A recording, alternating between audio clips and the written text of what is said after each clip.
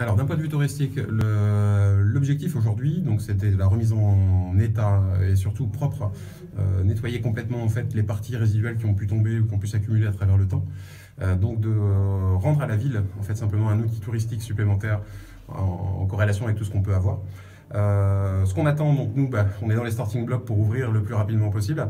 On va faire une deuxième phase d'agrémentation, donc avec des plaques directionnelles et aussi historiques, simplement pour rappeler les éléments importants, notamment au niveau des pierres de taille ou les salles bien spécifiques qu'on a pu voir lors de la visite. Donc rappeler synthétiquement, voilà, les traces historiques et le fond existant en fait historique qu'on a pu retrouver et qui a déjà été fait par l'intermédiaire d'une association, les Amis du Cathésie, dans les années 90. Voilà, donc une mise en valeur complète et puis donc une ouverture au public la plus rapide possible. On avait une forte envie de pouvoir l'ouvrir avant la fin de l'année, on sait que ça ne sera pas possible. Bon, maintenant, raisonnablement, on table sur le printemps. L'avantage des souterrains, c'est que c'est vrai qu'il fait bon à l'hiver et c'est rafraîchissant l'été.